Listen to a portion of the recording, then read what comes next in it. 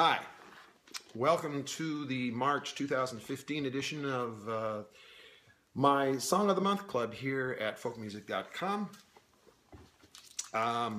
This month's song is based on a little phrase I've heard, maybe you've heard around a while, and maybe it was Harlan Howard, the great country songwriter from Nashville, who said, 3 chords and the truth.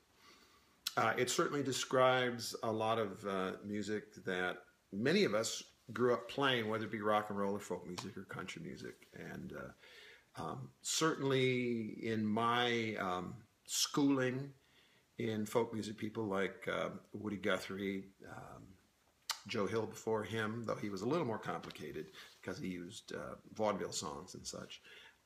Certainly early Bob Dylan and middle and late Bob Dylan, John Prine, Guy Clark, a lot of my very favorite songwriters are very direct, very simple. And when I was doing my songwriting camp last summer, there was one woman in the camp who tended to overthink the lyrics and overcomplicate the music, and it all became about form and somewhat about content, but the end result ended up being a lot more obtuse than it really needed to be. And I found that I was kept encouraging her just to simplify, say things with less, be direct. Imagine that people are only hearing this on the fly and they're not reading these lyrics as you have.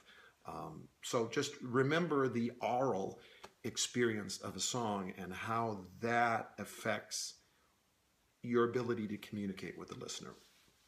And it's amazing how many writers get so much into the writing process that they completely forget about the fact that someone is hearing this song in a very narrow period of time and maybe only once. And if your goal, as it should be, is to communicate, you have to take yourself out of the writer's experience and put yourself into the listener's experience. Think backwards, one of my favorite things to talk about when it comes to writing. Anyway, this is something that came out of that, and I toyed with it a little beforehand, but it really, as I was preparing for this year's songwriting camps at Highlander, I decided to take these scraps of ideas and stitch them all together. It is interesting to note, of course, there are in fact 6 chords and 7 if you count a minor that goes to a major in this song. And that's kind of the inside joke for the writers. So anyway, have fun, and hopefully the foundation of the meaning of this song will take hold to those of you who are writers. The main point being, take yourself out of the role of the writer and imagine being the listener. And I think it will help you write better songs. Thanks.